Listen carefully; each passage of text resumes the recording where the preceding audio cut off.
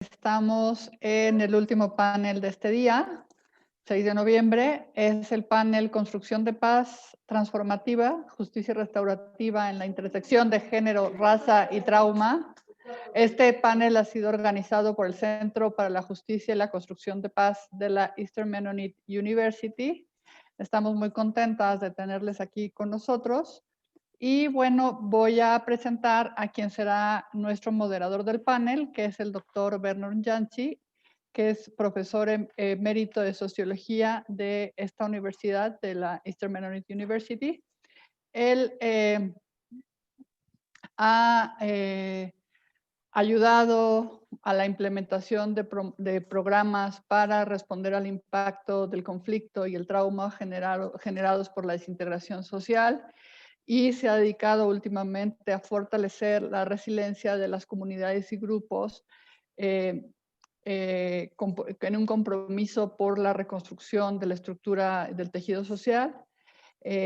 Actualmente también promueve programas educativos sobre trauma y el impacto social, económico y emocional en las comunidades y en los individuos. Ha vivido y trabajado en Latinoamérica y en países como Costa Rica, Nicaragua, Perú, Chile y México. Tiene un PhD, un doctorado en Sociología del Desarrollo y de la Universidad de Cornell en los Estados Unidos de Norteamérica. Muchas gracias, doctor Bernos. Muchas gracias a las panelistas invitadas. Comenzamos.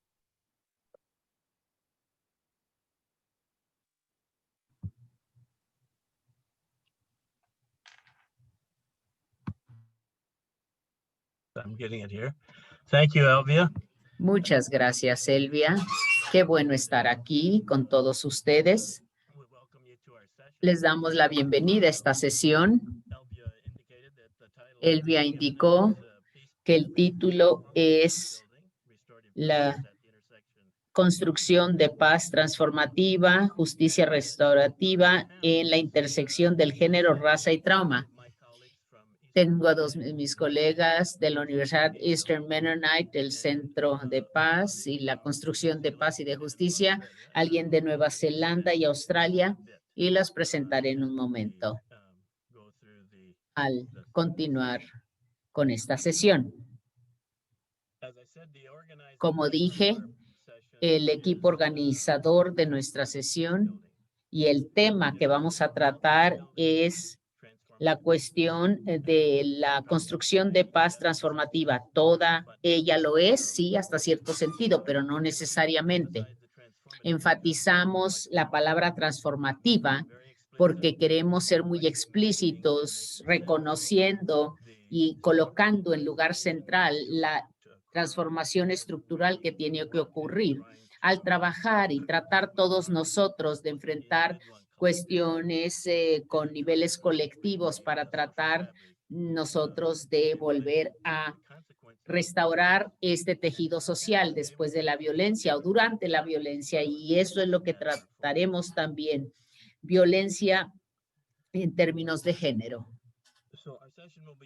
Nuestra sesión se dividirá en dos partes. Primero, cada uno de los panelistas hará uso de la palabra y posteriormente tendremos tiempo para preguntas y comentarios para los panelistas o entre nosotros. Nosotros también podemos hacer eso como panelistas. Usaremos entonces Zoom y YouTube. Si alguien necesita instrucciones para las preguntas y comentarios, posteriormente lo veremos. Nuestros panelistas y yo diré más cuando los presente en el orden en que harán uso de la palabra. Entonces, tenemos a Shirley Julie, Karen Stauffer, Johanna Turner y Thea Dicken. Las presentaré. Entonces, tenemos a la doctora de Nueva Zelanda primero. Ella es una conferencista en la Escuela de Salud y Servicios de Salud y de Trabajo Social. Ella ha trabajado en cuestiones de justicia restaurativa y también la recuperación de todas formas de este tipo de daño causado. Fue consejera para el Centro de Justicia y Desarrollo de la Paz, el Campus Albany de 2002 a 2006. Fue miembro del Consejo Asesor para el Centro de Justicia Restaurativa en la universidad desde 2006 a 2011. Es miembro de el primer proveedor de justicia restaurativa de Nueva Zelanda. De 1995 al año 2000 trabajó en ese centro y es miembro fundadora y también del fideicomiso de un proyecto que se llama Restore, que es un grupo comunitario que da procesos restaurativos para enfrentar violencia sexual. Sí, hablará en esta ocasión sobre su programa en la presentación que se llama Justicia más bien Igualdad y también la entrega de justicia restaurativa. Muy bien. Muchas gracias, Vernon.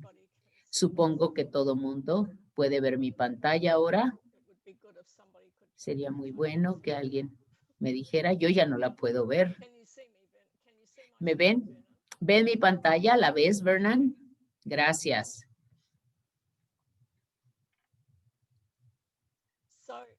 Bien. Sí. Saludos, bienvenidos a todos. Les traigo muchos saludos desde mi país. Se los envío. Justicia y desigualdad. Y cómo navegamos en esta cuestión de la justicia penal. Hablamos sobre la violencia central y esto puede ser algo que nos afecta. Cuídense, por favor, si ese es el caso para ustedes. Antes de iniciar, quisiera decirles algo sobre la terminología. Yo uso sobreviviente, víctima sobreviviente, cuando hablamos de violencia sexual. También utilizamos palabras como daño y persona responsable y persona dañada. Y uso el término también para reconocer que la violencia sexual es un crimen, pero debemos saber que muy pocos pueden ser llevados al tribunal. Entonces, el estatus es algo que se necesita comprobar antes de pasar al tribunal. En mi trabajo, he preguntado a sobrevivientes, ¿qué te daría una experiencia de justicia? Obviamente, todos me dicen que quieren tener, que sus escuchas los oigan con cuidado para que sepan sus historias, para demostrar rendición de cuentas. Y quieren ellos escuchar diciendo, yo lo hice, fue mi culpa y yo soy responsable. Eso quieren oír del victimario, decir, yo tengo que rendir cuentas. Quiero que la victimización entonces tome en cuenta a otras personas importantes en la familia para que estas personas tomen conciencia de lo que está pasando. Esta es una indicación. Quieren que las causas se den y estas relaciones deben transformarse a fin de que puedan coexistir en su comunidad. No nos sorprende que este trato equitativo es muy importante para las víctimas de violencia sexual. La cuestión es dar justicia en diferentes grupos con diferentes nombres. Entonces tenemos que ver víctimas y victimarios. Entonces son los dos enfoques para la igualdad, para tratar a todos de la misma manera. Esto garantiza que todos somos iguales ante los ojos de la ley. Sin embargo, no garantiza la calidad del desenlace, especialmente para grupos marginados. Tenemos que ver estos desequilibrios y estos muchas veces no incluyen la calidad de la desigualdad, mucho menos la desigualdad estándar para los sobrevivientes. Este enfoque tiene que ver con diferencias entre diferentes personas, cómo se les trata de manera diferente. Se trata de la desigualdad, del desenlace y el resultado. Y esta noción, entonces, de la igualdad es lo que está en el centro, que tiene que ver con la eliminación de todas formas de discriminación contra las mujeres y por supuesto también refleja la visión de Aristóteles, que tiene que ver con tratar a las personas iguales igualmente y a las personas diferentes de manera desigual. Esto reconoce que podamos o tengamos que tratar a las personas de manera diferente para que haya un terreno de juego equitativo y parejo.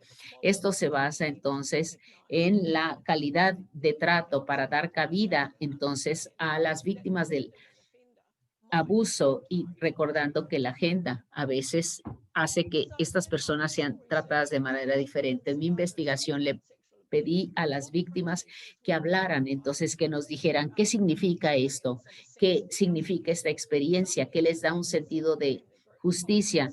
Algunos mencionaron varios procesos, pero no enarbolaron de ninguna manera la justicia restaurativa como yo lo había esperado. Entonces dijimos, o me dijeron más bien, trabajar con la familia. Entonces yo concluí que las preocupaciones se tenían que manejar y analizar antes de empezar cualquier tipo de proceso en estas víctimas sexuales. Sí, Shirley. ¿Estás compartiendo tu pantalla o no? No la estamos viendo. Disculpa, no vemos tu pantalla. No, solo te vi a ti, no vi la pantalla. No te contesté correctamente, disculpa.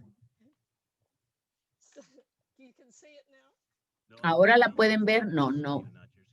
Solamente te veo a ti, pero no tus diapositivas. Nadie la ve, no. A ver, ¿por qué será esto? Pregunta la señora.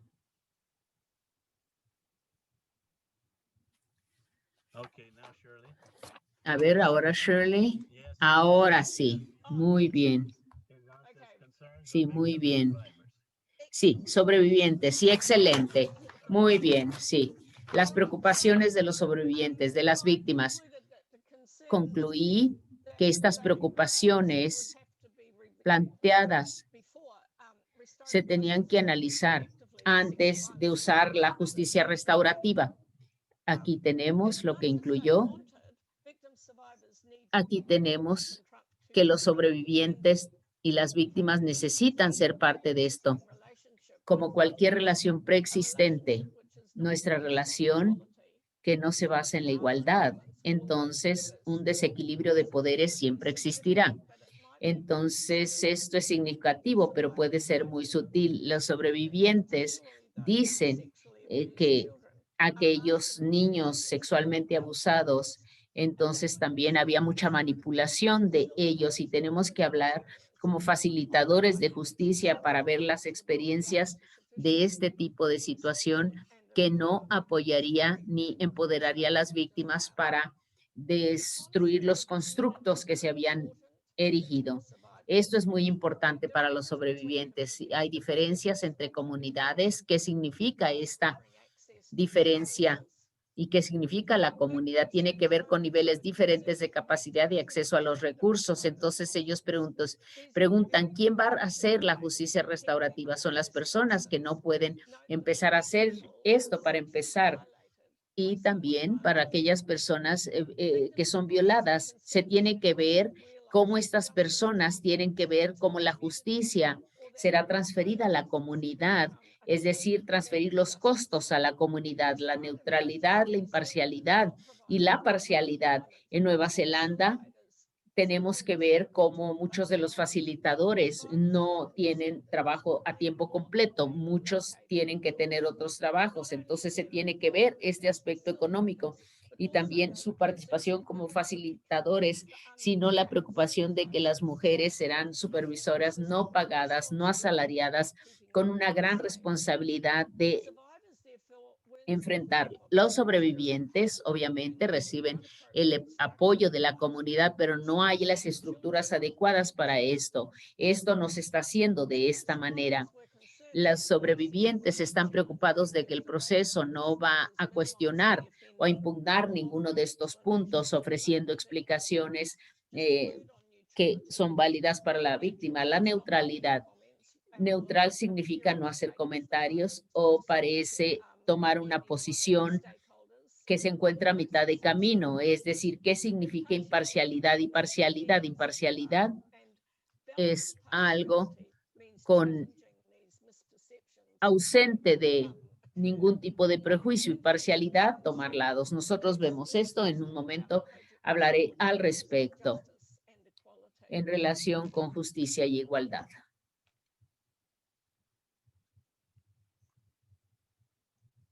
¿Cómo es que el proyecto Restaurar o Restore da esto? Es una visión o una versión modificada del modelo de conferencias de Nueva Zelanda y ahora incluye facilitador de justicia restaurativa, es decir, una forma profunda de entender las complejidades de la violencia sexual, y también 2 especialistas comunitarios, un especialista de sobrevivientes y también uno especialista para el delincuente mismo y un entendimiento profundo sobre la justicia restaurativa. Quisiera también decir que este modelo de conferencias no se basa en otros modelos, como frecuentemente se dice, sino que es un modelo que viene de este sistema de conferencias con familias, que tiene que ver con este tipo de modelo familiar. Habiendo dicho esto, quisiera decirles que tenemos entonces facilitadores en estas conferencias, en este modelo de conferencias. Como ya les dije, es para un mayor entendimiento. Un equipo clínico se reúne semanalmente. Este consiste de facilitadores de justicia restaurativa con experiencia en Nueva Zelanda, trabajan con el sistema de tribunales distritales y también tenemos especialistas, consejeros, terapeutas bien capacitados que trabajan en sus terrenos muy específicos, y también el equipo clínico está siendo supervisado por un psicólogo clínico que no tiene contacto con las víctimas. Entonces, en todos los casos, tenemos aquí una evaluación por parte de este equipo, tanto a nivel del tribunal como a nivel de la comunidad. Y en estas reuniones semanales se revisan todos los casos y se da información sobre nuevos hallazgos. Al hacer esto, hay nuevas lecciones, se va desarrollando nuevo conocimiento y podemos incorporar todo esto en la práctica para garantizar la evolución de la práctica misma. En atención a las víctimas, acabamos de terminar 2 casos por Zoom debido a la pandemia, porque estuvimos en el confinamiento. Hemos estado y estamos en el confinamiento, entonces usamos las plataformas virtuales. Quiero darles ejemplos de cómo se experimenta la justicia, cuáles son los resultados en abuso sexual, y finalmente les contaré una anécdota. Aquí tenemos a Paula y fue violada sexualmente por su tío durante toda su niñez. Ella me dio permiso de contar su historia. Y entonces, esta foto fue tomada un día que fue sexualmente abusada la primera vez.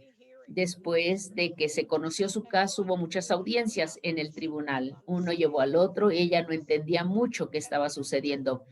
En una de las audiencias se le dijo que su tío diría que no era culpable.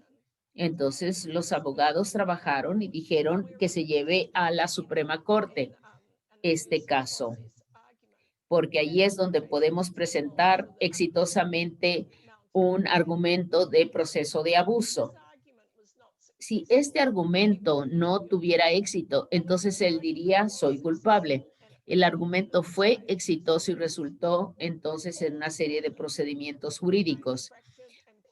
Paula, obviamente, en su familia continúa enfrentando el desenlace de este abuso sexual de cuando ella era apenas una niña. Aquí tenemos a Roberto. También fue sexualmente abusado durante su niñez por su tío. Él también me dio permiso de usar esta historia. El tío y él también lo reportó a la policía. Y en el caso criminal, durante las audiencias, el tío siguió pidiendo justicia. Dijo, en la ausencia de un sentido de justicia de un sistema de tribunal penal, una acción simbólica en la Corte Civil, tomando acciones civiles. A pesar de la posición, el caso se liquidó o se solucionó a través de un tipo de hipoteca sobre la propiedad del tío violador. Robert solo podía estar allí y solo podía hacer uso de esta retribución en la muerte de su tío. Pero si entonces el tío moría después de su esposa, Robert tenía que esperar. Entonces esa es la experiencia de Daisy, también violada por su padre durante toda su niñez. Y ella estuvo en el equipo Restore y se reunió individualmente con todos los involucrados. Primero hubo una conferencia restaurativa y el padre aceptó un programa de tratamiento. Posteriormente, una conferencia restaurativa. Esta fue la segunda conferencia que se dio 18 meses después. Sí, el proyecto Restore no le dio este tratamiento al padre, sino que el tratamiento lo obtuvo de trabajo comunitario y de la comunidad. Y aquí podemos ver cómo se dio entonces después de esta conferencia restaurativa. Daisy y otros miembros de la familia contaron sus historias en una forma que minimizó los riesgos. El padre de Daisy ahora tenía la capacidad de discutir todas estas conductas tan nocivas y demostrar entendimiento para todos aquellos dañados, incluyendo víctimas secundarias. Él pudo aceptar la responsabilidad y rindió cuentas. Se discutió un plan de seguridad como parte del programa de tratamiento. Y entonces todas las personas que asistieron allí tuvieron la posibilidad de escuchar, hubo un entendimiento y esto podría ser uno de los momentos mágicos en este tipo de conferencia restaurativa. Y es un momento en que a veces una disculpa se puede presentar y es bien recibida. La familia se comprometió a continuar dándole apoyo a Daisy, el padre, y obviamente toda la familia resultó tan afectada por esto. Sí, finalmente todos aceptaron continuar apoyándose entre ellos al seguir adelante con el proceso.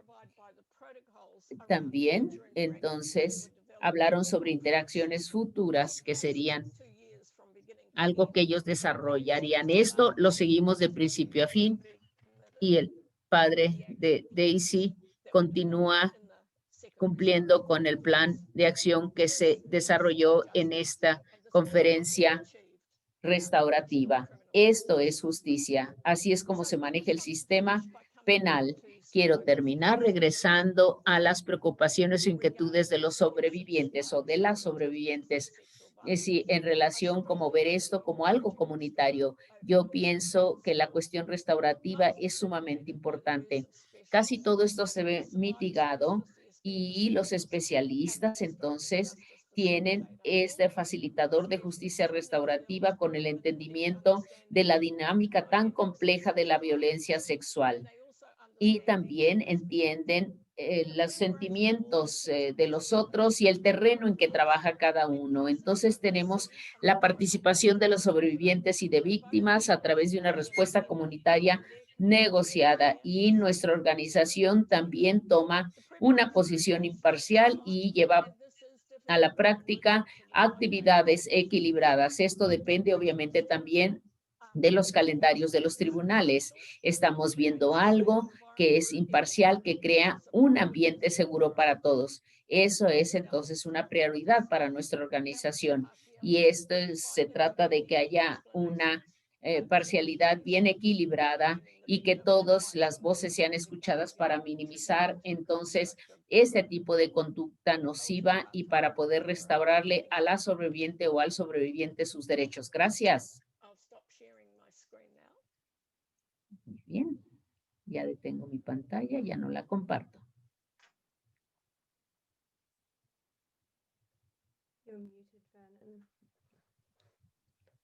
Thank you very much. Gracias. Shirley. Preguntas, comentarios de los participantes cuando todo el mundo haya participado. Si tienen preguntas o comentarios, por favor. Posteriormente, podrán ustedes compartir esto con nosotros. Gracias. El siguiente, o la siguiente es Thea Deacon Greenwood de Australia, abogada que trabaja en el sector legal comunitario. Su trabajo se ha dado con mujeres y niños sobrevivientes de violencia sexual y familiar. Especialmente ha participado en la Comisión Real para Respuestas Institucionales a la Violación de Niños y Adultos. En 2019 terminó un diplomado investigando programas de justicia restaurativa a nivel comunitario. Trabajó en 5 jurisdicciones para esto. También trabaja con el doctor Jane, que es un conferencista sobre criminología en Sur Gales, en Australia, y también está trabajando en diferentes proyectos de la Universidad de Victoria en Wellington, Nueva Zelanda, que tienen que ver con la justicia restaurativa. Juntos han establecido un proyecto basado en las necesidades de las víctimas de violencia sexual y doméstica. El tema de hoy tiene que ver con respuestas comunitarias para la violencia sexual. Sí, muchas gracias a todos. Quiero agradecerles por esta maravillosa presentación que acabamos de presenciar. Voy a compartir mi pantalla.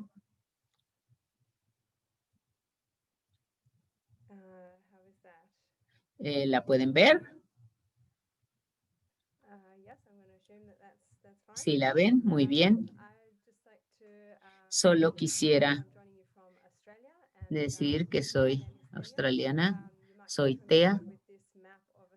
Aquí ven el mapa australiano con las diferentes regiones. Son las naciones aborígenes de mi país. Las poblaciones de primera nación, ven los grupos lingüísticos, la gran diversidad que tenemos en Australia. Quizá no sepan que las culturas aborígenes son de las más ancestrales del mundo. Y obviamente este es el territorio que tenemos, que es enorme, como ustedes pueden ver. Son las prácticas que practican, valga la redundancia, estos pueblos aborígenes. Estos son sus usos y costumbres. Empezamos estas prácticas y estas son complejas. Tienen que ver con lo que pasa y el proceso también de reconocer cosas que han sucedido. Darug y Gundungurra es una zona montañosa muy cerca de Sydney.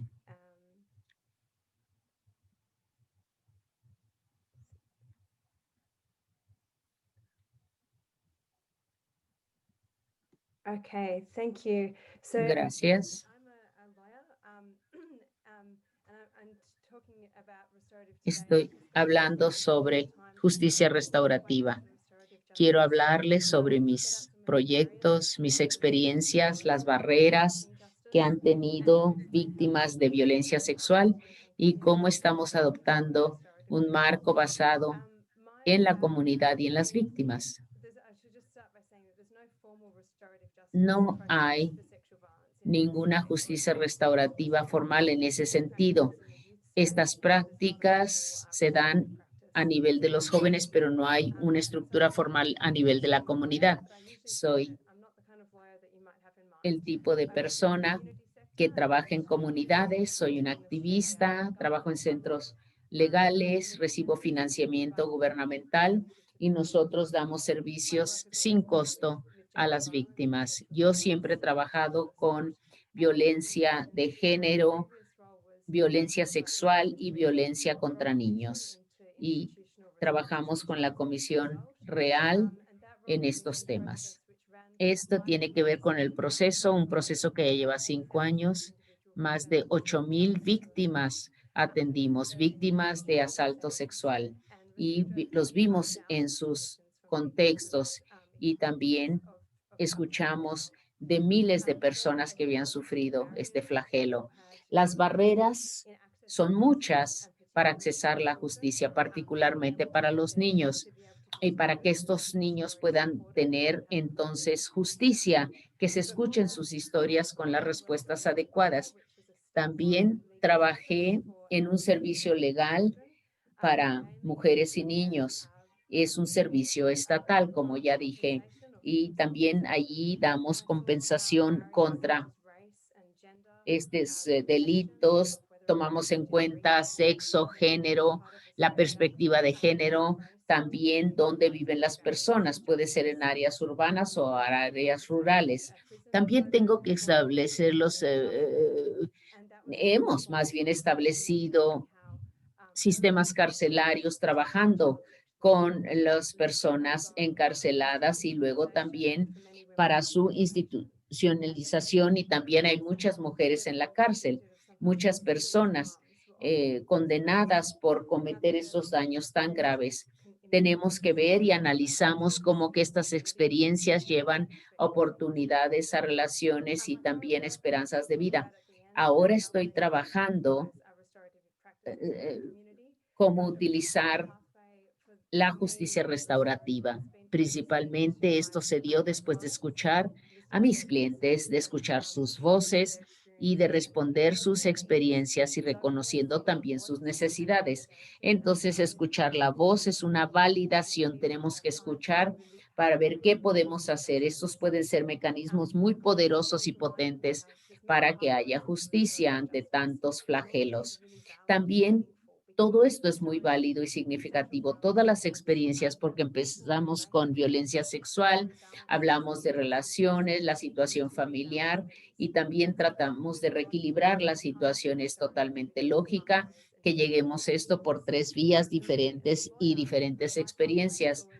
Yo siempre he hablado sobre el reconocimiento del sistema mismo del que yo formo parte, y así podemos dar oportunidad a los sobrevivientes. Ha sido un tiempo muy largo para que tomen conciencia de lo que ha sucedido. Llevamos ya como 15 años haciendo este trabajo, pero realmente a través del tiempo nos damos cuenta de cómo podemos darles a las víctimas un mejor marco de justicia. Esto es muy importante. Con gusto comparto esta información, pero hay todavía tanto que aprender de las personas que están en este panel. Por ejemplo, en nuestro trabajo de ayuda a los sobrevivientes para que se haga justicia, usualmente hemos estado ayudándoles a través de materiales para poder apoyar su caso, consejería también, asesoría.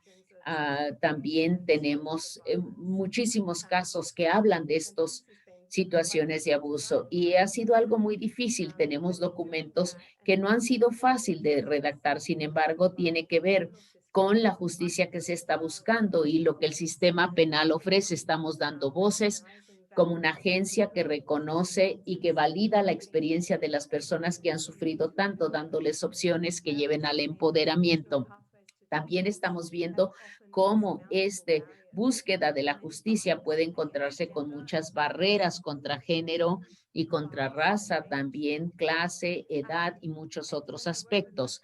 Y al trabajar con mis clientes, entonces me doy cuenta que el punto de partida tiene que ver con confianza y alivio. Esto tiene que ver con también el hecho de que las víctimas son incrédulas. ¿Por qué es esto? No sienten confianza precisamente porque son víctimas.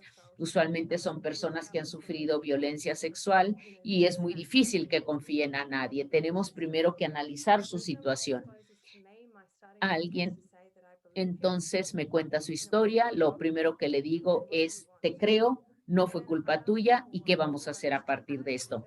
¿Qué quieres hacer? Entonces ellos empiezan a compartir, y mis clientes también dicen que quieren detener esa violencia, pero no quieren que lo que le sucedió a ellos le suceda a alguien más, y quieren que la persona consiga ayuda. Para ayudar a la persona, pues obviamente tenemos herramientas a nuestra disposición. Yo trabajo mucho para, digamos, hacer lo que ellos quieren que yo haga. Siempre se hace de manera acordada, entonces se va desarrollando la confianza en mis clientes, entonces tienen que saber que yo respeto su resiliencia, sus vidas y todo lo que me dicen y que estoy trabajando con compasión, con misericordia y pregunto, bueno, ¿hay algo que yo pueda hacer para ayudarles con estas cosas?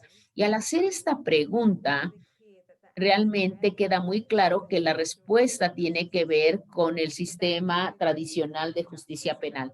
Es la única justicia que podemos utilizar en mi país en momentos de crisis y acudimos a ella. Solo un comentario sobre el proceso legal, que también ya lo mencionó la oradora antes que yo. Esto proceso toma mucho tiempo, frecuentemente, muchos años. Muchos de mis clientes incluso llegan a los 70 años cuando empiezan a contar de las experiencias de abuso sexual que tuvieron. Entonces, para empezar entonces en este camino, primero hay que reportarle los hechos a la policía. Muchas personas han tenido terribles experiencias con la policía, hay mucha estigmatización y no consideran a la policía como una opción. Incluso si lo hicieran, entonces hay que establecer los cargos, incluso un juicio posteriormente. En Australia, la violencia sexual es entonces el crimen con la mayor con el mayor nivel de absolución. Es decir, si hay juicios, pero resultan absueltos los delincuentes. Por tanto, la incómoda verdad es que casi todas las personas que responden a violencia sexual lo hacen muchas veces, pero son personas que encuentran más apoyo a nivel comunitario. Los tíos, los padres, miembros de la familia, los vecinos y los colegas. E incluso si se encarcela a personas y se les saca de la comunidad, entonces la verdad incómoda es que estas personas vuelven a salir y regresan a la comunidad a seguir cometiendo fechorías. Entonces, ¿cómo es que podemos hacer que el sistema judicial proteja a las personas, a las víctimas? Tenemos que ver cómo es ese sistema. Tenemos que ver afuera de nosotros, de nuestros sistemas tradicionales, para ver cómo mejor apoyar a estas víctimas de violencia sexual y cómo son ellas sobrevivientes. Y también tenemos que recordar que todos tenemos una contribución en esto, porque las personas no solo tienen problemas jurídicos o de salud, sino muchas cosas que han sucedido en sus vidas y necesitamos ayudar a estas personas. Necesitamos trabajar junto con ellas, los abogados, los activistas, los consejeros, los practicantes, trabajadores sociales, psicólogos y académicos. Todo mundo tiene que trabajar de manera holística. Y para hacer esto tenemos entonces que reunirnos con muchas personas. Es un trabajo realmente holístico para ayudar a la víctima. Esto toma tiempo, pero se puede hacer para tener entonces esta justicia comunitaria, que es una herramienta tan poderosa. Y en mi trabajo, entonces hacemos investigación y práctica, conjuntamos estas dos cosas. Estamos haciendo mucho trabajo restaurativo y sabemos que en otras partes del mundo también lo están haciendo. Por tanto, como ya lo mencionó mi colega, como ya se ha mencionado aquí, hay trabajo sobre mejores prácticas y estoy totalmente de acuerdo con las comentarios que hizo Shirley ahora que habló con nosotros. Solamente ahora voy a tratar de compartir una vez más mi pantalla con ustedes. Sí, aquí tenemos algunas de las prácticas que hemos encontrado en el extranjero. Bien, en Estados Unidos, por ejemplo, en California, tenemos entonces el Centro de Justicia Familiar de Contra Costa, así se llama, que se encuentra en Richmond, California. Y aquí ellos están analizando el marco de la práctica del impacto, de la justicia del impacto, cuál es la violencia que se está dando, qué ha experimentado la gente, cuál es el arbitraje que se hace, cómo se hace el trabajo comunitario en relación con la capacitación para que haya otras agencias comunitarias que también participen en este trabajo y asegurarse de que haya rendición de cuentas. En la ciudad de Nueva York me reuní con un servicio que trabaja con niños de violaciones sexuales. Aquí lo tenemos, también trabajan con otros programas en Manitoba, en Canadá, y tenemos aquí exclusivamente, como ya les dije, para niños que fueron asaltados sexualmente, inspirados por el proceso Hollow Water, que es un proceso canadiense. Entonces, allí se dan sistemas restaurativos en círculo o circulares para darle a las personas un espacio seguro, especialmente aquellas personas impactadas por la violencia sexual, y esto se hace a través de trabajo conjunto en círculos para llevar a cabo el sistema o el proceso restaurativo. Aquí tenemos cuestiones como personas que son dañadas, personas perjudicadas, y también damos apoyo y cuidado para todas estas personas. Otro servicio que conocí fue en Ontario, Canadá, se llama Iniciativas de Justicia Comunitaria. Este servicio proporciona un proceso restaurativo a través del diálogo con el criminal y la víctima. Es el programa Revive, donde participan niños, justicia para los jóvenes, y también damos referencias para servicios correctivos para adultos. Y en el Reino Unido hay un servicio que se llama el sistema o el servicio de justicia restaurativa del Valle del Thames Valley. Y también allí trabajamos con personas, ellos más bien trabajan con personas en la cárcel y también en la comunidad. Se hacen referencias en relación con los servicios de los tribunales y se trabaja para desarrollar alianzas. Y también otro proyecto, el proyecto Restore, como ya Shirley mencionó, en Nueva Zelanda, también trabajamos con ellos. Es un modelo como si fuera un banco de 3 patas, es decir, 3 ramificaciones, y allí tenemos especialistas para víctimas y sobrevivientes, y también especialistas conductuales a nivel sexual cuando ha habido este tipo de ataque sexual. Muy bien.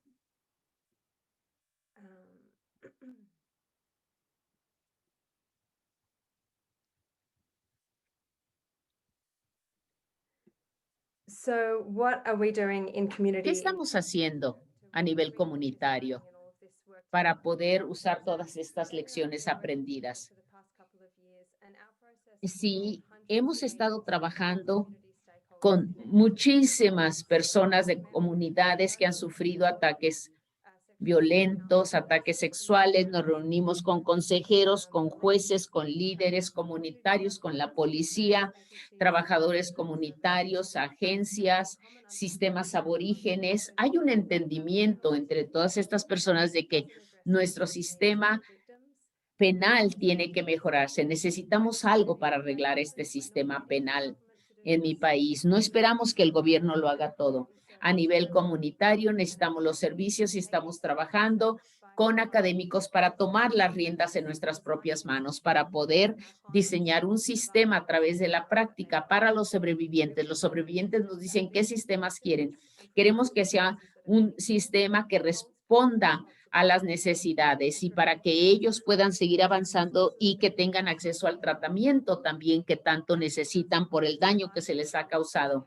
Estamos trabajando con sobrevivientes. Esto es central en nuestro trabajo y esto es lo que se requiere para este tipo de proyecto. Por otro lado, también estamos viendo, escuchando las voces, viendo su situación, y estamos nosotros entonces creando un panel de expertos para continuar trabajando. Las personas están haciendo esto y estaremos desarrollando muy pronto un modelo que podemos entonces llevar a la práctica. Le estamos pidiendo apoyo al gobierno, pero no dependemos 100% de él. Tenemos seminarios, talleres, capacitación, módulos para la comunidad, para practicante y para sobrevivientes, para que haya justicia restaurativa y que todo el mundo se pueda convertir en practicantes.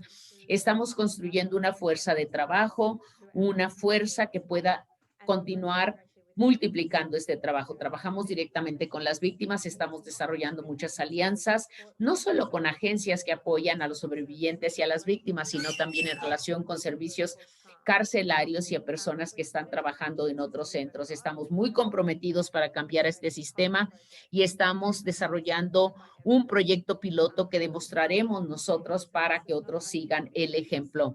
Nosotros no solo damos apoyo a las víctimas, sino también a las personas que causaron el daño, porque pensamos entonces que para una sociedad segura y una comunidad segura, que es lo que queremos, necesitamos atender a todo mundo. Por tanto, estamos realmente al inicio de esta travesía, pero estamos viendo, empezamos pequeño, vamos creciendo poco a poco con el apoyo y queremos ver estos cambios. Muchas gracias a todos por escucharme.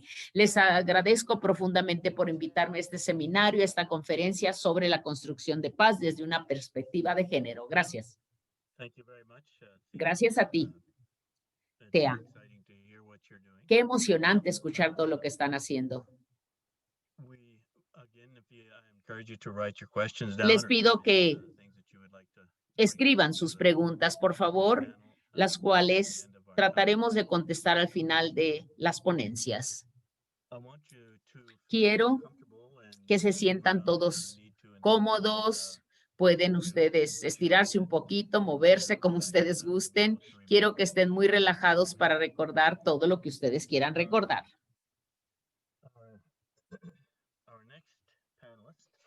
Nuestro siguiente panelista, Carolyn Stauffer, de la Universidad Menonita en Virginia, Estados Unidos. Ella trabaja mucho también con violencia familiar, trabaja en el Departamento de Ciencias Sociales Aplicadas en la Universidad Menonita, Eastern Mennonite University. Ella trabaja con grupos de sociedad civil y también organizaciones que hacen trabajo sobre perspectiva de género, por supuesto. Ha vivido y trabajado en el Medio Oriente, 15 años, también en África, 16 años, investigando 3 marcas competitivas. Tiene 20 años de experiencia en su práctica con enfoque en mejorar la resiliencia de las víctimas a través de un enfoque basado en comunidad. Se llama Centrar los activos de sobrevivientes, estudios de esperanza crítica. Tienes la palabra, Carolyn. Muchas gracias, Vernon. Voy a cambiar muy bien para compartir mi pantalla con todos ustedes. Muy bien. ¿Me dicen, ven bien la pantalla? Muy bien, gracias. Maravilloso. Cálidos saludos a cada uno de ustedes. Estamos compartiendo este espacio, estamos contribuyendo a esta comunidad virtual y quiero decirles que me siento tremendamente honrada estar aquí con todos ustedes. Sé que hay personas que están participando en este evento de todas las partes del globo terráqueo. Y entonces hoy me enfocaré en el trabajo de una iniciativa que se llama el Proyecto de Violencia Silente. Eso es el nombre. Empezamos hace como una década y quisiera yo caracterizar esto como, digamos, una red para sobrevivientes de violencia sexual. Quiero presentarles el proyecto. Quiero invitarles a que se enfoquen entonces en lo que ven ustedes. Violencia silenciosa, violencia silente. Las preguntas que debemos considerar, por favor. Sí, ¿qué significa este daño sexual? ¿Por qué hay un daño sexual más silencioso que otros? ¿Qué sucede cuando el daño y los sobrevivientes de este daño sexual son silenciados? ¿Qué formas de daño sexual puede ser invisible para nosotros, para nuestros ojos? Ahora bien, quisiera invitarlos una vez a reconectarse con lo que ven ustedes en la pantalla. Enfóquense, por favor, aquí en esta imagen de esta cerradura. Ustedes ven esta iniciativa de violencia silente, como ya se mencionó, es, digamos, una red de historias para amplificar los activos de la sobreviviente o del sobreviviente, la opción y la voz. La voz viene porque hay algunas formas y también el lugar de la violencia sexual es algo que se silencia y la opción porque hay señales de opciones que son maneras de volver a decir cuál es el poder de estas personas violadas. Entonces, ahorita al avanzar, quisiera decirles que tomemos juntos esta travesía, este maravilloso viaje de análisis, reconociendo primero la cuestión territorial. Quisiera honrar a personas pioneras que hablaron y que abrieron el terreno conceptual, digamos, esta tierra ideológica de esta investigación. Estos son los ancestros y estoy tan endeudada con ellos. Quisiera leer sus nombres, identificar una idea clave de cada uno de ellos como una forma de reconocimiento a su trabajo. Aquí los tenemos: Kimberly Crenshaw, Gayatri Spivak, Angela Davis, Kimberly Thedon, Dolores Huerta, Saba Mahmoud. En la duración de mi vida profesional, todas las iniciativas de investigación han tenido dos cosas en común.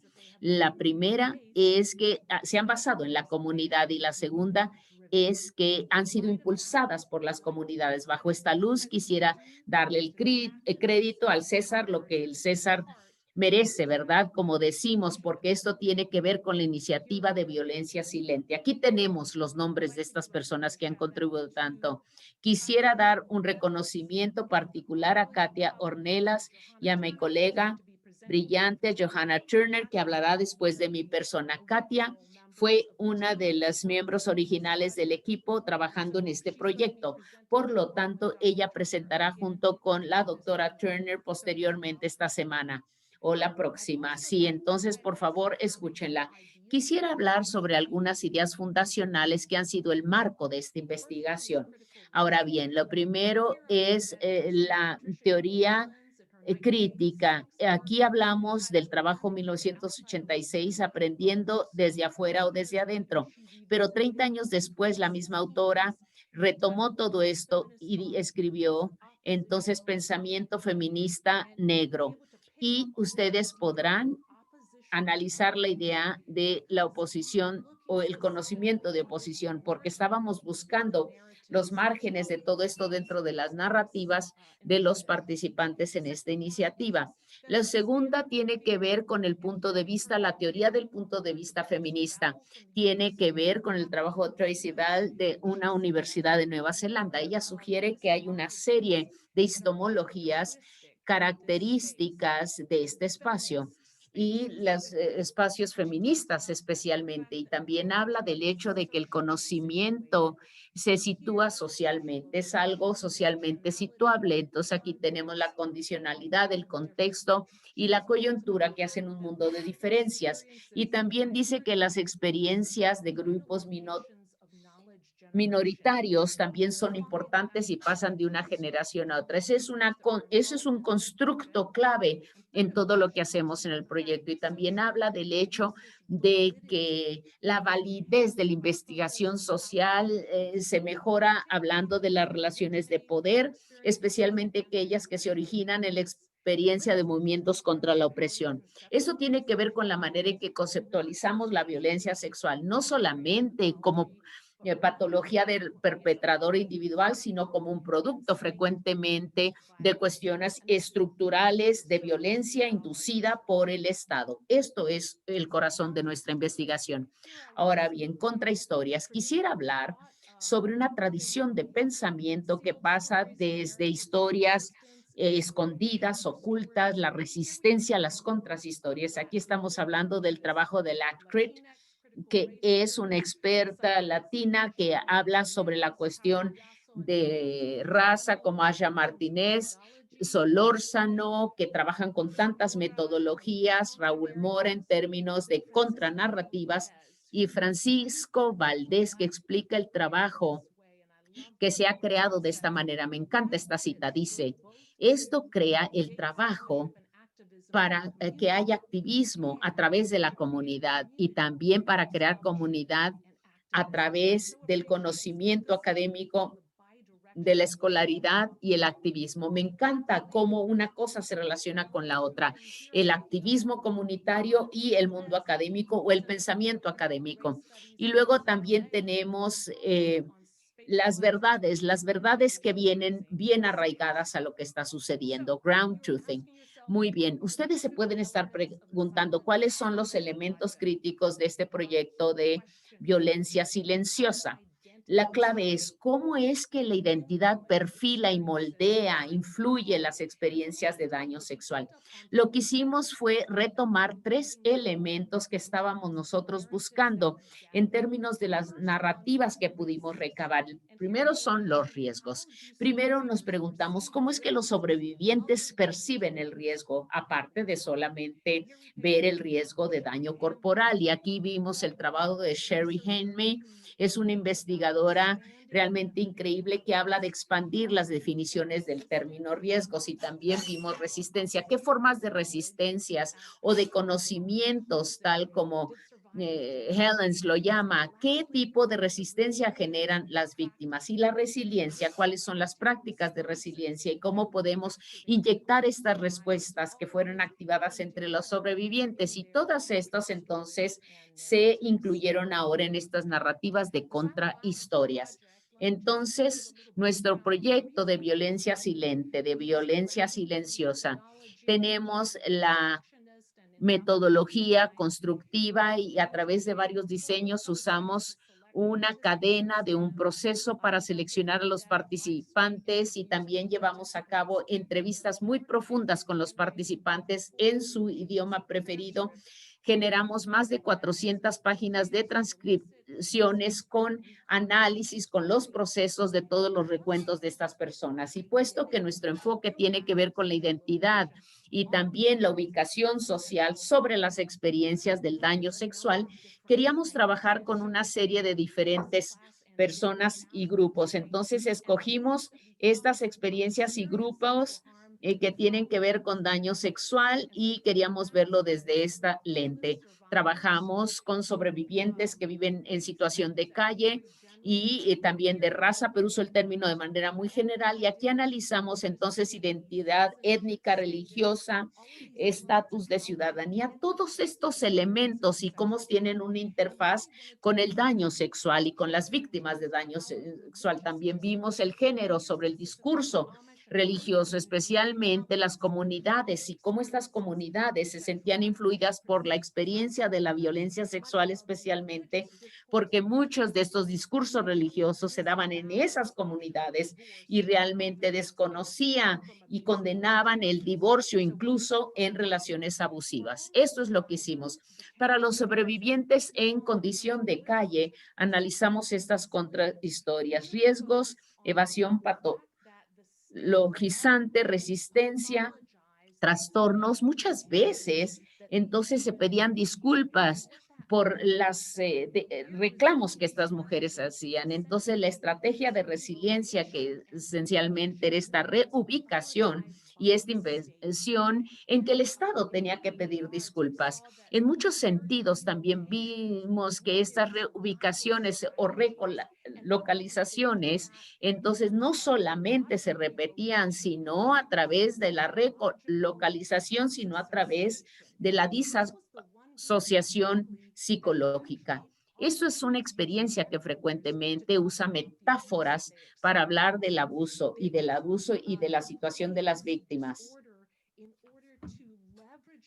Y para poder aprovechar el poder contra todo esto. Y lo que esto significaba es que aquí estaríamos utilizando el marco de James C. Scott utiliza en cuanto a su texto de las armas de los débiles. Él dice y reconceptualiza la resistencia y lo describe como no cooperación en sus palabras. Una insubordinación, incluso el arrastrarlos, evasión, una ignorancia, utilización de rumor, de chismes, metáforas, eufemismos, gestos, cuentos y anonimidad clandestina. Todas estas cosas eran tipos de esfuerzos e iniciativas que estas mujeres utilizaban para resistir no solamente los usuarios individuales, sino todo lo que trataba de entrar a su vida. Y quiero llevarlo solamente a una frase de una mujer que se disfrazaba constantemente para protegerse. Ella decía esto: incluso llegué a un programa de televisión Y fue cuando John estaba hablando de un programa que se llamaba Los Más Buscados de Estados Unidos, America's Most Wanted. Hacían llamadas de emergencia y decían, ay, estabas en el programa de los más buscados del condado de Wayne. Y dijo, ¿por qué? ¿Por 1 gramo de cocaína de verdad? Y ella decía, sí, pero ¿qué creen?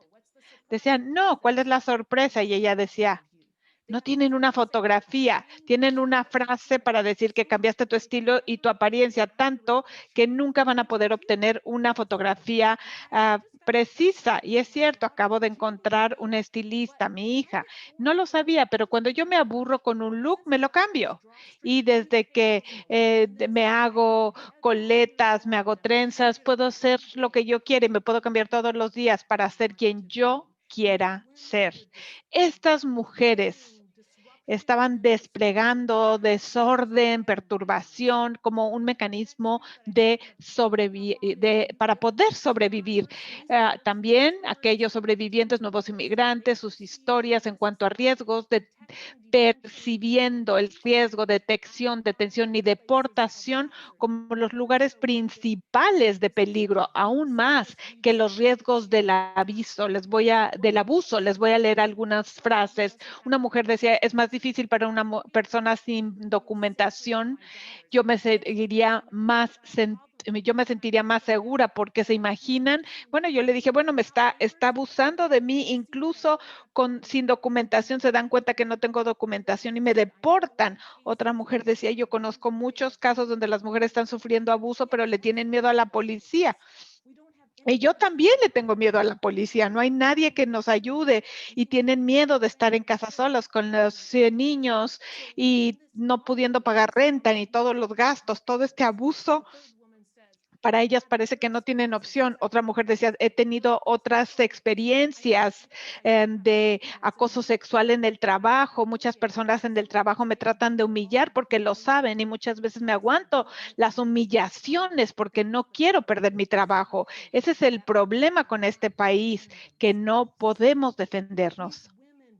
Estas mujeres veían la amenaza del gobierno, del Estado, como uno de sus mayores peligros en una manera serial. Pasaron por arriba de muchas estructuras como las de salud, llamando al 911, por ejemplo, los servicios de salud.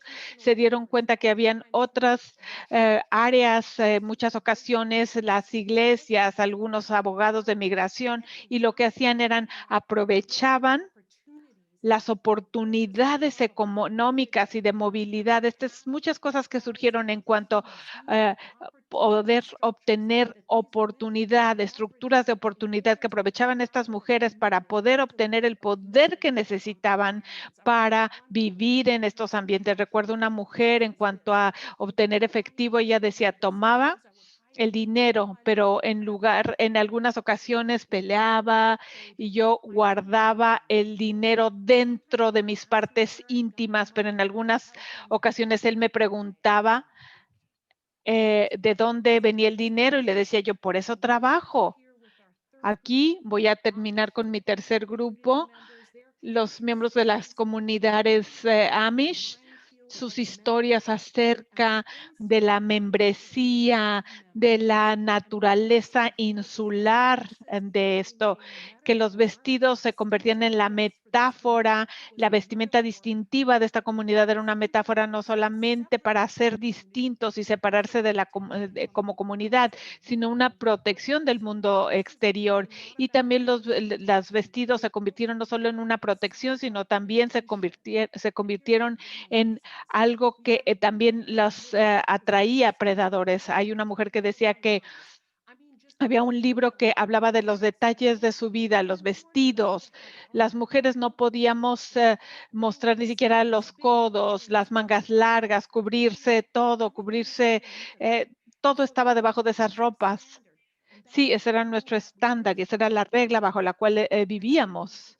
Otra mujer decía, era como si el abuso fuera mi culpa, era algo que yo estaba haciendo, quizás que yo me vestía de manera seductiva y si se hubieran dado cuenta de lo que había pasado, me golpearían. Así que recuerdo que mi mamá se acercó a mí una vez y me dijo, ¿sigue sucediendo? Y le dije, no, no, claro que no, ya no. Así que yo me daba miedo porque él me amenazaba de que no podía hablar de él. No, no, no, así no. Lo siento, lo siento. Y él metía su mano por debajo de mi vestido. Como usábamos vestidos, éramos accesibles a ellos, esos malditos vestidos. Los peligros del poder, de la dinámica dentro de estas comunidades, esto permitía que las mujeres pudieran ver todos los que respondieron en estas comunidades, todas decían esto a las mujeres y por lo regular eran mujeres que tenían otros lugares de poder y lo que encontramos fue que los hombres representaban esas ubicaciones de poder precisamente porque se les sancionaba socialmente a ellas, porque ellos tenían estos roles dentro de la comunidad en cuanto a resiliencia. Todas estas revelaciones ocurrían a menudo en miembros de la comunidad y parteras que tenían acceso a estas mujeres.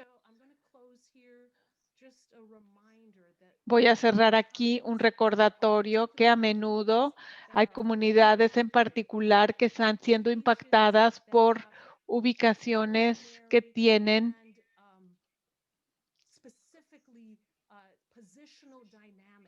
dinámicas posicionales específicas del tipo de cosas que experimentaban.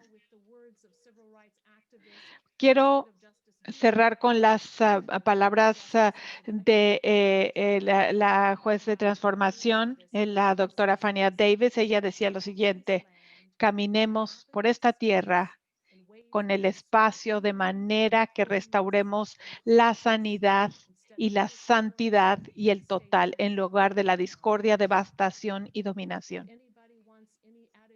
Si alguien quiere más información, podemos ver los puntos de conexión en la parte inferior de la pantalla. Les agradezco por su tiempo.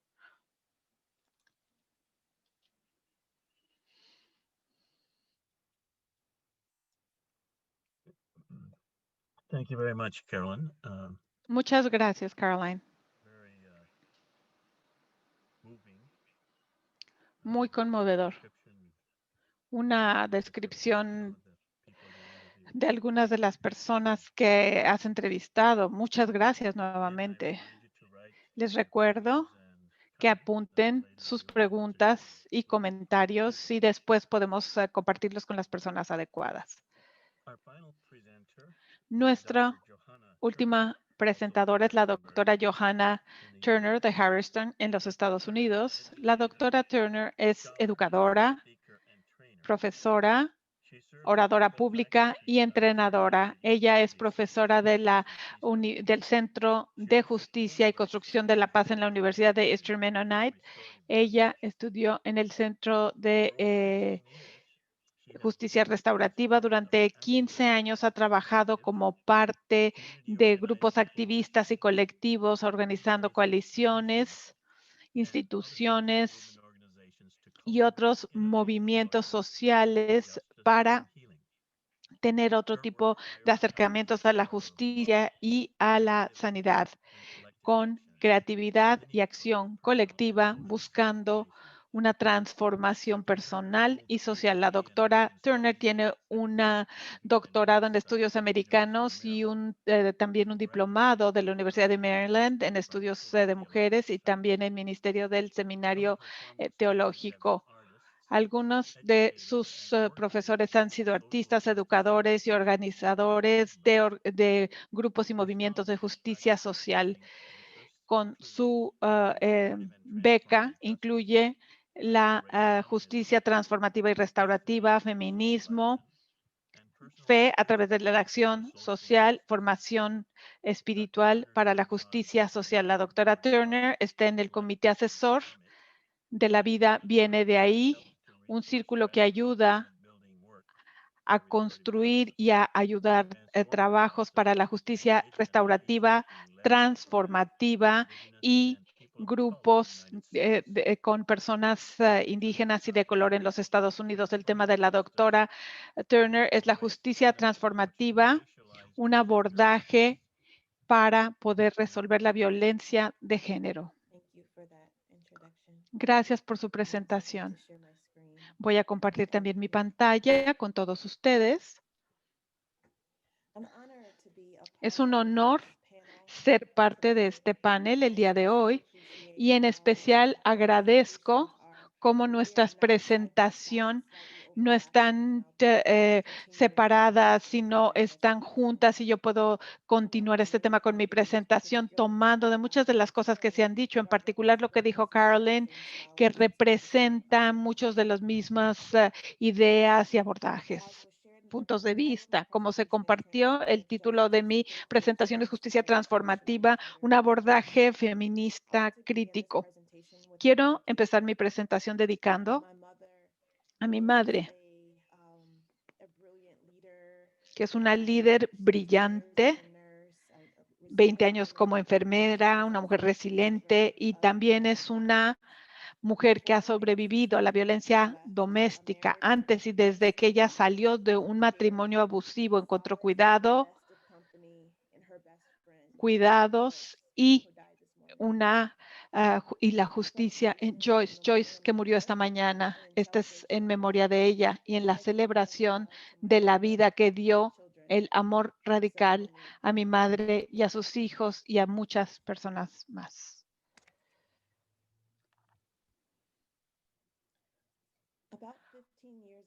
Hace unos 15 años estaba trabajando en mi doctorado en estudios culturales en una universidad muy grande justo fuera de Washington, D.C. Y estaba también muy activa en organizar grupos de activistas en la ciudad. Alrededor de ese tiempo, en el 2004 exactamente, asistí a un taller del grupo del capítulo de Washington D.C. de una organización que se llamaba Inside, Mujeres de Color en contra de la violencia. El taller fue parte de una campaña para involucrar a las personas de todos los días para resolver la violencia de género en nuestras áreas sociales y la criminalización. Las mujeres de color activas en los movimientos de justicia racial en contra de la brutalidad policíaca y las mujeres que estaban trabajando contra la violencia sexual y doméstica con su experiencia y todo compartido, empecé a ver todos los movimientos que llevaban a la seguridad y a la justicia, los movimientos para abolir todo esto en aquellos tiempos casi exclusivamente bajo esta cobertura. Los movimientos feministas y todo esto se centraba básicamente en las mujeres blancas que estaban luchando contra esto y las mujeres feministas de color se veía diferente. No lo decían, incluso la naturaleza de género de la violencia racial y la violencia de género. Hoy en día, la organización que ya sigue siendo Inside continúa organizando grupos y comunidades para finalizar, para acabar con la violencia doméstica. Hay activistas. Angela Davis ha sido radical para llevar este grupo adelante. Insight cubre un abordaje feminista crítico para entender la violencia contra las mujeres de color y tiene un papel fundamental para poder resolver y eliminar esta violencia con una justicia transformativa a nivel comunitario. Esta presentación es mi experiencia, lo que he aprendido de Insight y de otras organizaciones en el movimiento de justicia transformativa con los líderes de estos movimientos dentro de recursos académicos y sintetizando todo esto. En esta presentación podemos ver cómo se tratan de construir puentes con la comunidad y esto sirve como un abordaje feminista, crítico para resolver estos problemas que se racionalizan y también es género. Hay trabajo básico que nos enseña acerca de la justicia restaurativa y todo esto ha cambiado mi manera de enseñar, mi análisis y las maneras en las que yo enseño la justicia restaurativa. También me gusta hacer un puente de estos recursos para poder entender y responder a la violencia que perturba nuestra sociedad. En secciones de esta presentación voy a dar un resumen del feminismo crítico de raza, discutir los objetivos de la justicia transformativa y resaltar todo el trabajo de lo que he aprendido y que nos da un ejemplo de este punto de vista. Angela Harris ha dicho que los abordajes convencionales a la justicia restaurativa requieren la contribución de feminismo de raza crítico para llevarnos a las realidades de subordinación racial y violencia de raza. Esto nos lleva a ver a puntos muy importantes, la teoría crítica, que la doctora Stafford habla en esta teoría y responde a las faltas de cada uno de estos abordajes. Es una clave analítica y un abordaje multidisciplinario que ve a la ley importante pero insuficiente para entender todo esto de acuerdo a las condiciones económicas de las mujeres de color en los Estados Unidos y en el mundo. A pesar de que el término lo ha acuñado originalmente por Richard Delgado en la primera edición de su teoría, fue la profesora Deidre, Angela P. Harris, Kimberly Crenshaw y Dorothy Roberts quienes fueron quien lo acuñaron. Este abordaje del racismo, del feminismo de raza crítica está tan enfocado y es beneficiario dentro del programa, pero es porque la adherencia a todo este movimiento lleva a todos en las sociedades a poder ver y reconocer cómo las mujeres de color tienen una manera desproporcionada de sufrir todo esto. Hay 5 principios que quiero discutir con ustedes, muchos de los cuales están dentro de la teoría del feminismo crítico de raza. El primero es el principio de Prisma. Este es un principio conectado a la herramienta analítica de la interseccionalidad, la identidad, la raza, el género construida socialmente de una manera multidimensional. No existen separada una de la otra.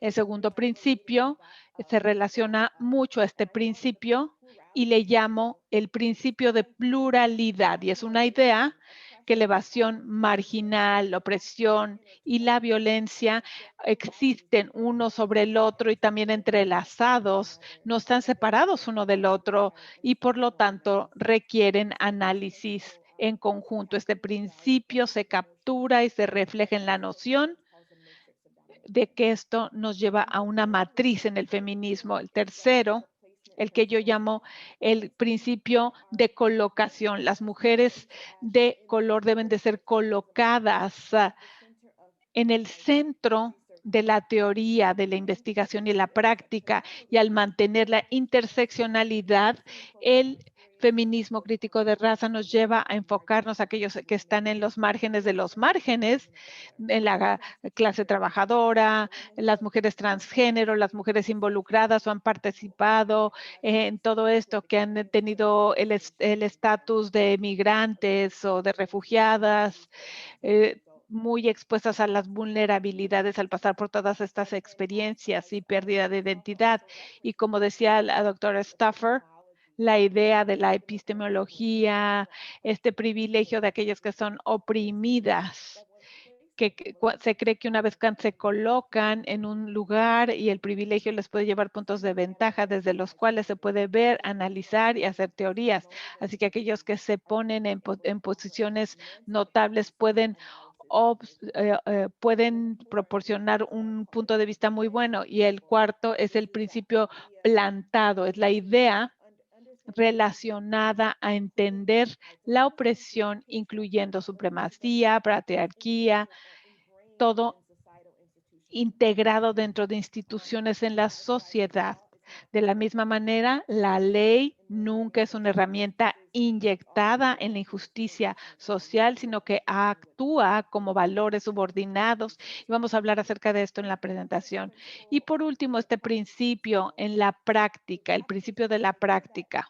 Esta idea de que el conocimiento social y práctico deben de ser relevantes y creados para poder tener esta participación social. Así que la práctica es esta relación simbiótica entre la reflexión y la acción en el proceso cíclico, pero que nosotros llevamos en teoría a través de nuestra práctica y con estudio sostenido, la reflexión. Así que todos estos posicionados en la academia y en las instituciones debemos ir no solamente a trabajar junto a los individuos y las comunidades, sino también para poder entender los movimientos sociales como prácticos y como los que nos llevan a esta práctica. Y para poder hacerlo y para poder reflexionar en esto, hay que continuar. Yo continúo en esta presentación. El feminismo crítico de raza nos llevan a las historias de mujeres de color, hacia la conversación con la legislación y las políticas, así como normas institucionales, marcos, defensa, cuestiones que asumimos y algunos puntos ciegos.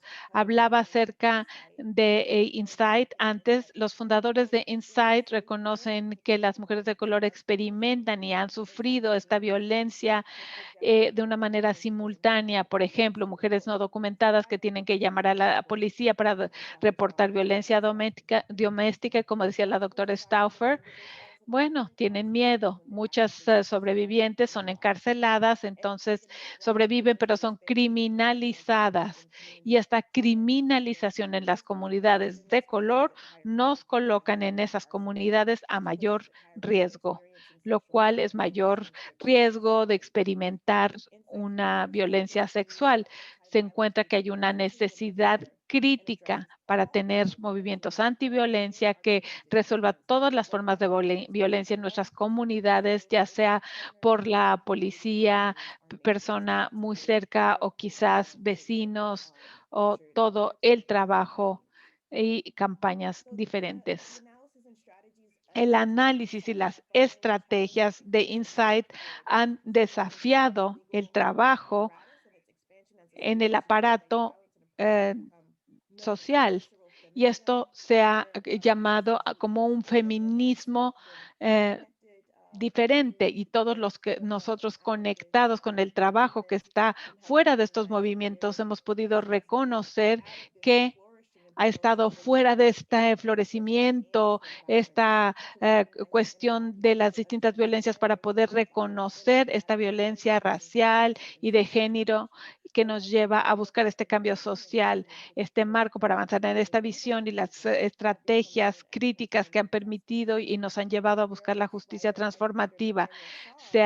Nathaniel Shara ha dicho que la justicia transformativa se distingue por sus objetivos, así que yo quiero definir la justicia transformativa a través de la discusión de estos objetivos y visión. Nathaniel Shara, a través de su conexión con el liderazgo y una organización que fue creada por sobrevivientes de abuso sexual, varias generaciones conectando a los individuos con la justicia para cambio político y social. La generación 5 nos genera un modelo que responde a la violencia comunitaria. Para citar de su libro Justicia Transformativa. Justicia Transformativa surge de generaciones, de la generación 5 de abuso sexual. Esto describe un proceso dual de asegurar la justicia individual y transformando la estructura de injusticia social. Y quiero resaltar esto, que es un proceso dual, seguridad y justicia individual, y también al mismo tiempo transformar estructuras de injusticia social, el abuso. Mientras desarrollamos este modelo en respuesta al abuso sexual infantil, podemos ver que esto debe de ser adoptable, que se puede utilizar para muchas otras formas de violencia en los sistemas de opresión que así lo requieren. Los objetivos de la justicia transformativa y en cuanto a 5 objetivos. En particular son 4 objetivos. La justicia transformativa lleva a las personas que han experimentado esta falta de seguridad, sanar operaciones, personas que han tenido estos acosos, distintas condiciones. Hay que separar. El objetivo principal es la seguridad y que puedan recuperarse las personas que han experimentado la violencia, que los sobrevivientes se les crea, que reciban el apoyo de la comunidad y la incidencia de violencia sea eliminada y que se pueda ir tras los criminales con la justicia transformativa. El segundo objetivo es la rendición de cuentas y transformación para aquellas personas que han abusado y violado a otros. Esto quiere decir que se reconozca el daño, causé este daño, voy a reparar y voy a trabajar en el desarrollo y transformación con el apoyo de otros para no lastimar a otros otra vez. Esta es una manera muy importante en la justicia restaurativa. Un tercer objetivo de la justicia transformativa es la respuesta comunitaria y la rendición de cuentas. Esto significa las redes de personas equipadas de una manera constante para poder responder de maneras que no causen más daño, que sepan cómo trabajar juntos, para dar el apoyo a los sobrevivientes, trabajar y saber cuándo deben de rendir cuentas, cuándo transformar los estándares transformativos sin involucrar al Estado. Nia Míndez, fundadora del colectivo de justicia transformativa, habla de este sistema operando de una manera independiente, diciendo necesitamos obtener ayuda de las personas en nuestra vida diaria y algo del trabajo que se está llevando a cabo en los colectivos de justicia transformativa toma información de ahí. Este trabajo se está llevando a cabo. Por ejemplo, tienen muchos grupos donde las personas pueden no tener ni siquiera las habilidades básicas, como disculparse básicamente, como desarrollar habilidades de escucha activa.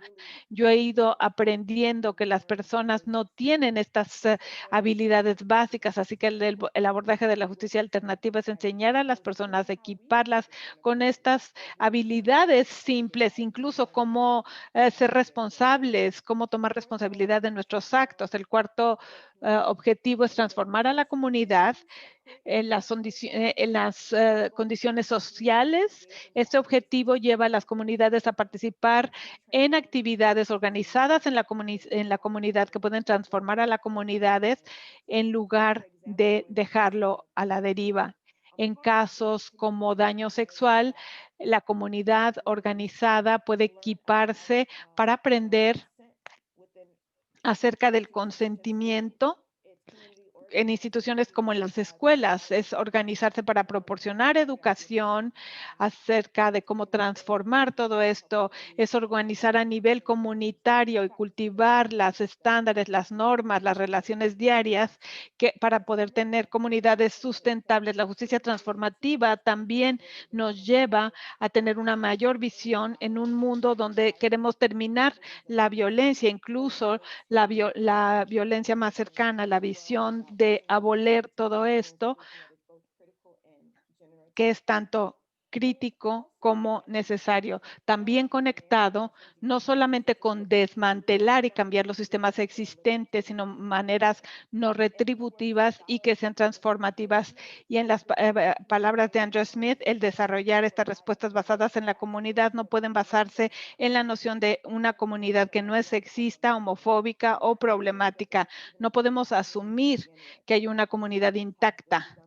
El trabajo es empezar a crear comunidades que tengan rendición de cuentas, comunidades que puedan desafiar las formas de violencia y no asumir que nada más una área puede distinguirse por tener justicia restaurativa. Si solamente tenemos una comunidad junta, van a tomar acción en contra de violencia de género sin reconocer las maneras en las que nuestras comunidades están siendo cómplices en esta violencia y son habilitadores de la misma.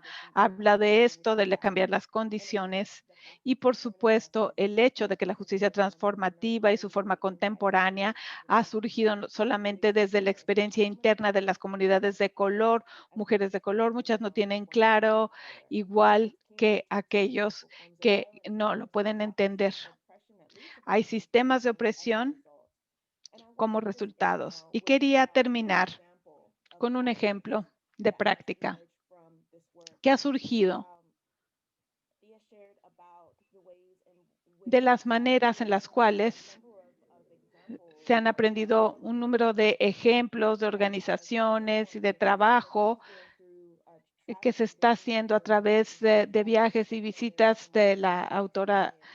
Desde el libro yo tuve experiencias similares varios años después de unirme al capítulo de Washington DC de Insight. Tuve la oportunidad de viajar a varias ciudades de los Estados Unidos como practicante para aprender lo que estaban haciendo, y una de las primeras organizaciones que me recibió fue una organización que se supone que era a corto plazo, que era para crear intervenciones. Creative interventions o intervenciones creativas permite poner en acción los principios que les describí antes, abreviado como todas las P's.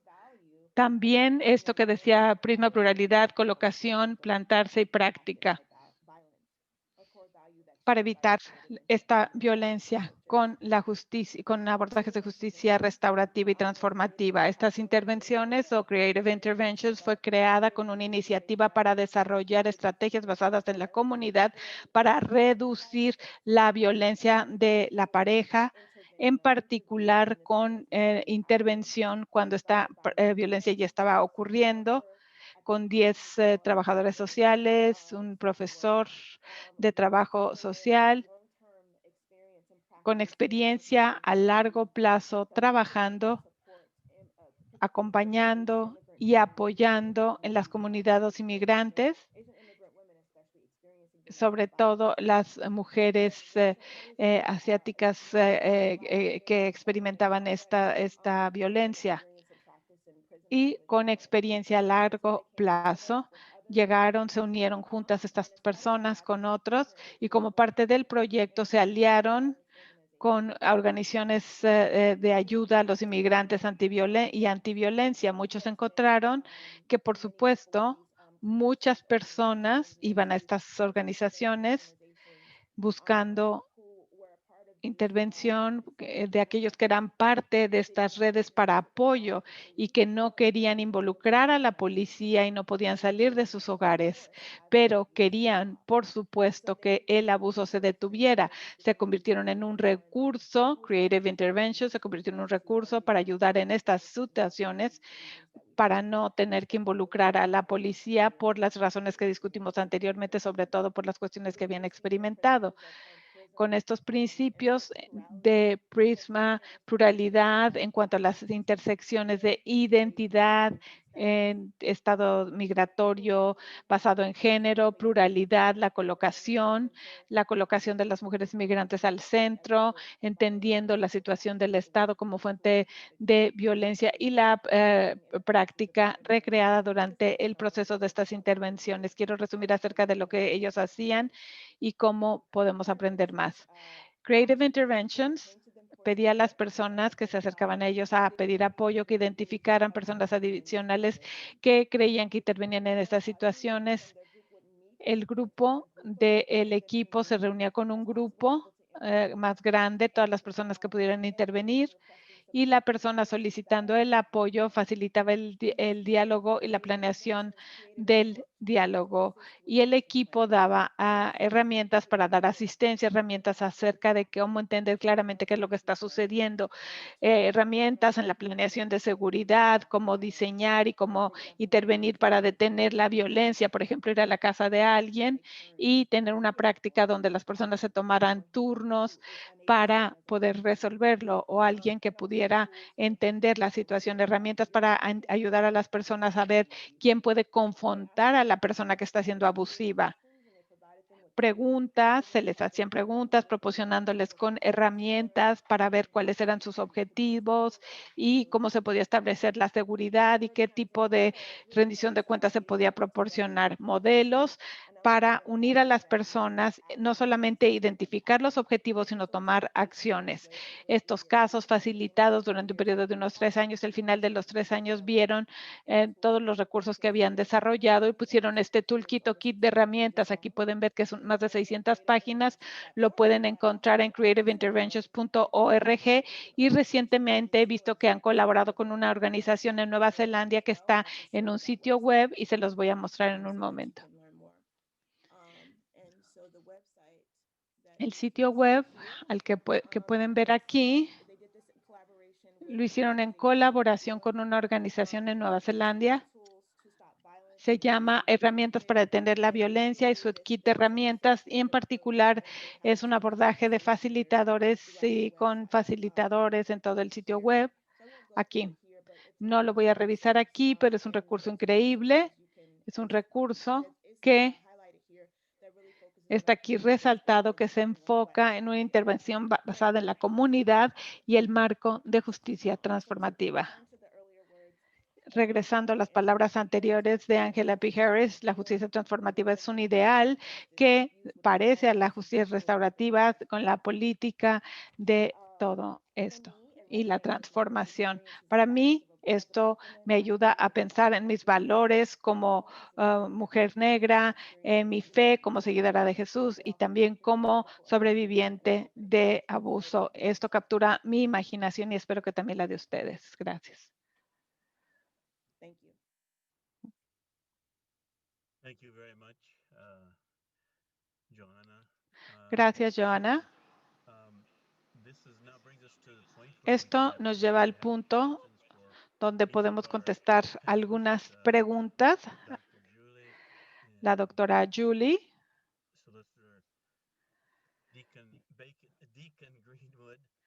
la decana Greenwood, Deakin Greenwood y la doctora Turner. Estamos abiertos a preguntas de los participantes y también los panelistas pueden hacerse preguntas. Tengo una pregunta. Si les parece bien, yo puedo empezar. Quiero hacer esta pregunta en general. La pregunta tiene que ver con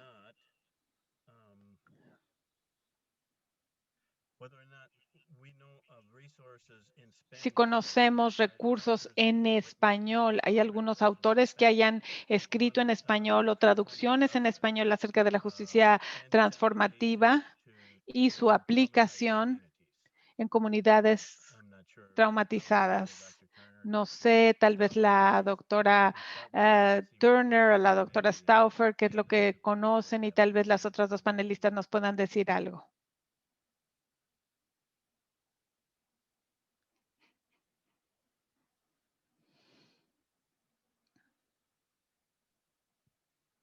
I can place some. I'm not sure if the person is in our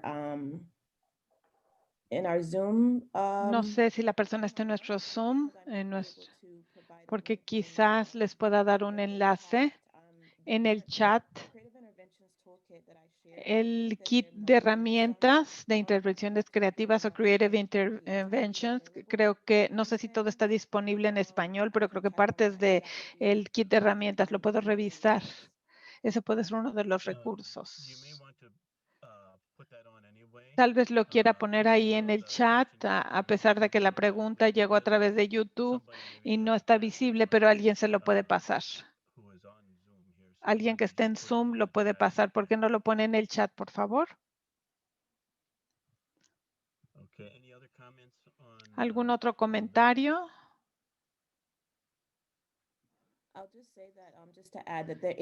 Quiero agregar que sí está disponible en español. Lo hizo un colectivo anónimo de feministas que lo tradujo al español y lo pueden encontrar.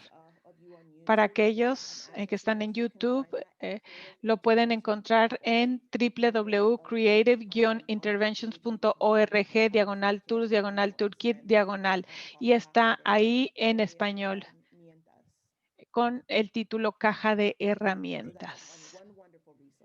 Ese es un recurso maravilloso. Muchas gracias. Y este es el cuaderno de 600 páginas. Muy bien. Genial. Gracias.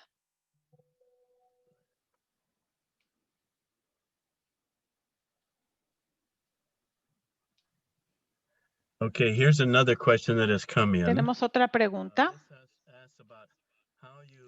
Esto nos habla acerca de cómo se resuelve la violencia como en comunidades como la Amish, comunidades cerradas, en comunidades muy religiosas, comentarios acerca de experiencias cualquiera de ustedes que tenga o que conozcan acerca de cómo resolver la violencia sexual en comunidades como la comunidad Amish o otros grupos que son grupos muy cerrados.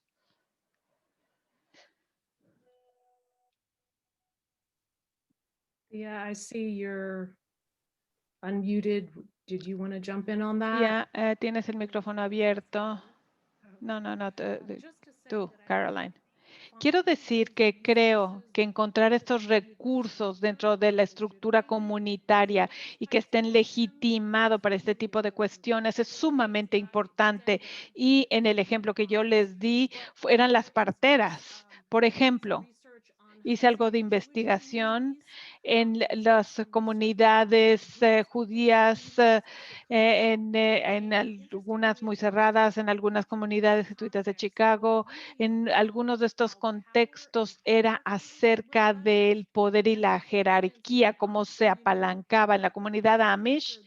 La estructura religiosa, la mujer no hablaba con los matriarcas, irónicamente eran las madres, las mujeres mayores, eran las que silenciaban esto para mantener el sistema en su lugar. Las mujeres más grandes, mayores y las mujeres mayores eran los que mantenían todo callado, eran los médicos, la gente fuera del sistema quienes lo hacían. El encontrar estas personas que los legitiman dentro del sistema y por lo tanto tener estructuras de rendición de cuentas de manera externa es lo clave. ¿Quieres agregar algo? Sí.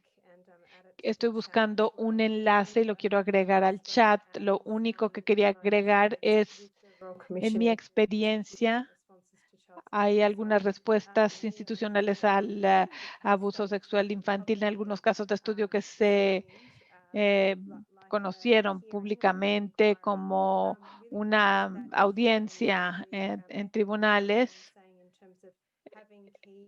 Podíamos ver, tenían personas clave en estas comunidades para entender la complejidad, el sentido, el contexto cultural y jerarquías en las comunidades, tratar de encontrar a las personas y apoyarlas desde afuera. Puede ser sumamente difícil hacerlo porque algunas de las cuestiones que aprendimos y las recomendaciones que se hicieron van hacia este punto en particular. Hay un informe bastante largo y lo puedo compartir que puede ser útil porque han visto un rango de comunidades diferentes, distintas instituciones religiosas y apoyos que se puedan considerar comunidades más cerradas. Y hay muchas cosas que vienen de las experiencias de los sobrevivientes y recomendaría que lo vean para poder tener más datos y aprender más recursos. Y en cuanto a lo que compartía el trabajo de la doctora Jennifer Freyd, que habla acerca de la cuestión de traición institucional y no solamente son las personas que nos traicionan en cuestiones de daño sexual, pero muchas veces la complicidad y es acercarse a una institución. Quiere decir que los sobrevivientes tienen un doble impacto de la traición. La doctora Jennifer y la doctora Arikina del contexto irlandés. Ellos ven el abuso sexual católico en el contexto de la iglesia y señalan números, como decía Tía, hallazgos interesantes. Uno es que el daño sexual sucede dentro del contexto institucional, no solamente uno a uno, pero en el contexto institucional, el daño hecho en cuanto al traumatismo es más alto y las personas lo revelan mucho después, como se ha dicho. Estas son las dinámicas de la vida institucional y cómo contribuyen al daño que se hace. Muchas gracias. Esto es posiblemente seguimientos a lo que ya han mencionado, pero hay un interés en particular de cómo apoyamos a las víctimas para que puedan surgir y denunciar las cosas que les han sucedido. Esta pregunta se relaciona a esto. ¿Qué recomiendan para apoyar a las víctimas, la violencia basada en el género, las universidades, tanto públicas como aquellas que son parte de una comunidad o una orden religiosa? ¿Qué les recomiendan a ellos? Experiencia, comentarios que quieran agregar en cuanto a hacer recomendaciones más allá de lo que ya dijeron o quieren reiterar algo. Shirley, no sé si quiere agregar algo de su experiencia en la universidad, varias universidades donde ha trabajado. No sé si quiere comentar algo. Creo que tener un camino claro de cómo las personas pueden denunciar y también tener entrenamiento constante en cuanto a la revelación de la violencia sexual y personal bien capacitado, porque puede ser la mayoría de las universidades tienen asesoría, apoyo a estudiantes y hay personas que están disponibles, pero ha sido mi experiencia que las personas tienden a revelar a algún profesor en la universidad y esa persona, ese profesor debe ser la persona que entienda lo que se tiene que hacer. No son alguien experimentado en victimización, en violencia sexual y deben mostrar el apoyo para poder tener acceso a los servicios que tienen las universidades. Y en un caso donde yo estuve involucrada, acompañando a una estudiante al final de mi clase, él estaba acompañando al centro de bienestar en la universidad y le ayudé para que hiciera una cita, para que viera a su asesor y la estuve apoyando. ¿Puedo agregar? Sí, el trabajo también del doctor David Kahn en la Universidad de San Diego, una persona que tiene un programa y acabo de compartir algunos enlaces. Es algo muy, muy vivo en lo que sucede entre los estudiantes y también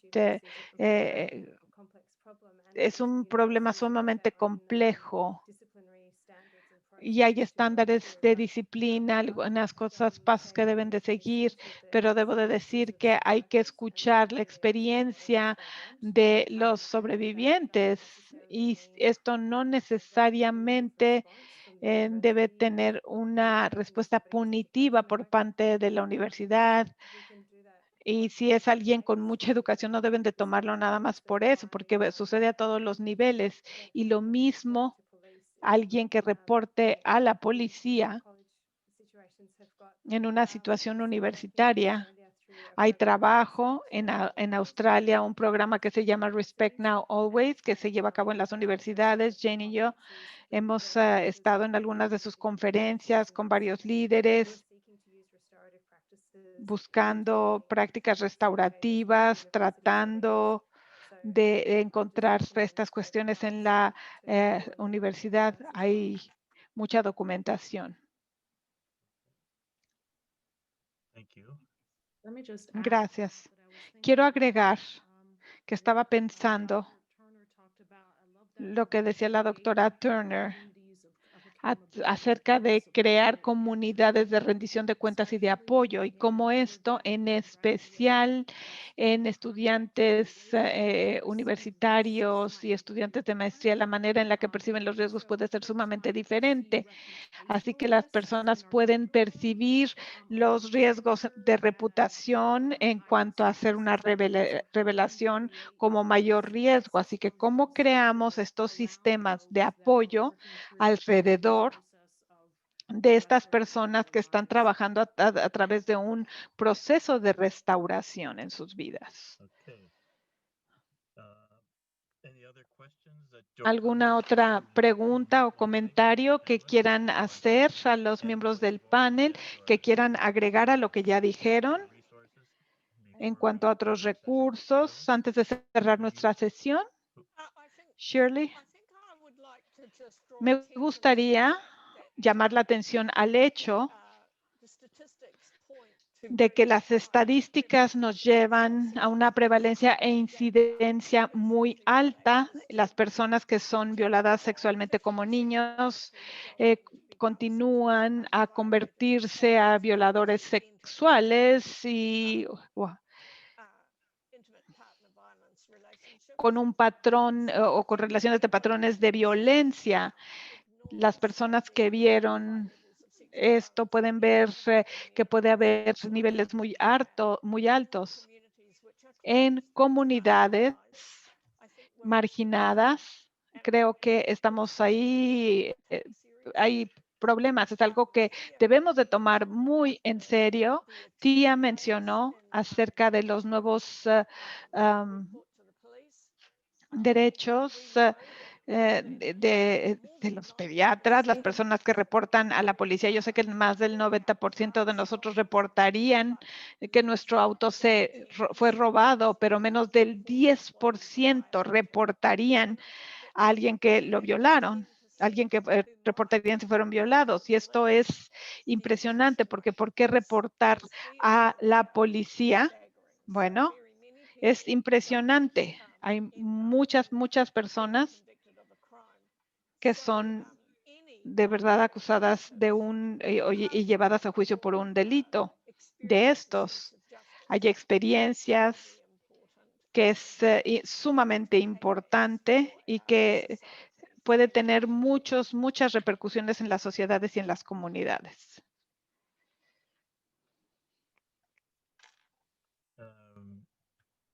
Yeah, did you put in the chat Se puso en el chat el comentario. La pregunta es si podemos poner en el chat lo que acabo de mencionar, la iniciativa que acaba de mencionar, tía.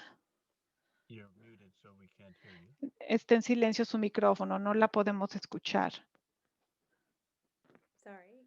Lo siento, sí, ya lo hice. Quizás podemos dar algunos enlaces al final de la conferencia.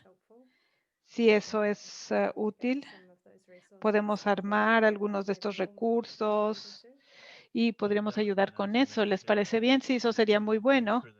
Y podemos asegurarnos que los reciban y que los puedan incluir como parte de los resultados de esta sesión en particular. Eso sería muy bueno, sí. Elvia is very much supportive of your idea. Elvia, sí, en ella nos apoyará. Sí, tenemos aquí comunicación directa.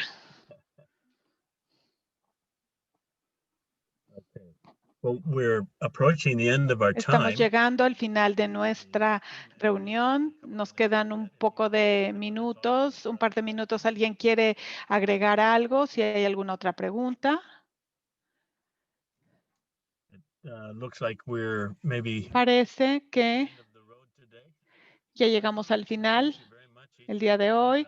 Quiero agregar a cada una de las panelistas. Me encantó, me pareció muy inspirador todas sus presentaciones.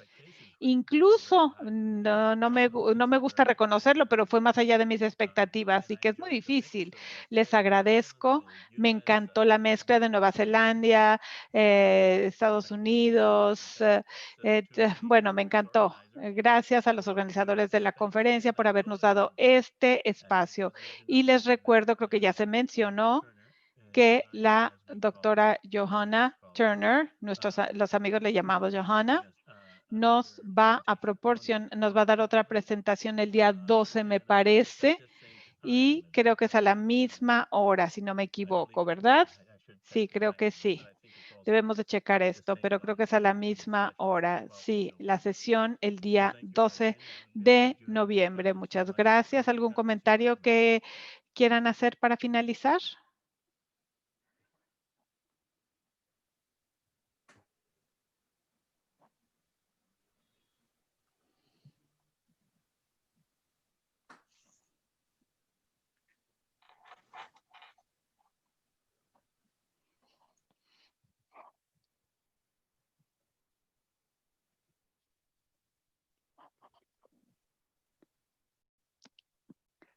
Si no hay comentarios de nuestras panelistas, ¿algo que quisieran agregar?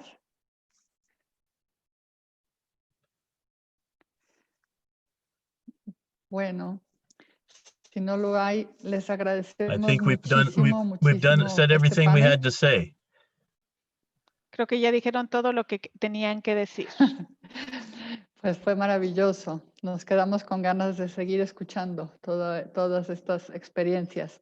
Muchísimas gracias a todas. Muchísimas gracias, doctor, a Vernon, a Elena Yoder, por habernos ayudado con esta coordinación de este fantástico panel. Estuvo excelente. Les agradecemos mucho. Fue muy interesante. Y bueno, pues les mandamos un abrazo a todas, hasta Nueva Zelanda, a Shirley Hulich, nuestra querida Shirley, fue un gusto volverte a ver. Un abrazo a Australia también, a Tía, y bueno, a Virginia, a la Eastern Mennonite University, a todas por allá.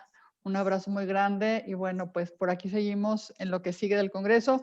No se pierdan mañana a las 7 de la mañana tenemos un panel a las 9 de la mañana, perdón, mañana a las 9 de la mañana hora de México tenemos un panel sobre género, derechos humanos, paz y deportes que hemos organizado con Peace and Sport. Va a estar muy interesante. Tenemos ponentes de Países Bajos, de Francia, de Mónaco, de diferentes, de Portugal. Entonces, ojalá puedan acompañarnos y para escucharlo hay que entrar a nuestro link de Zoom, pues solamente ahí adentro habrá traducción. Muchísimas gracias y nos vemos mañana. Un abrazo grande. Hasta allá. Querido doctor, un abrazo grande.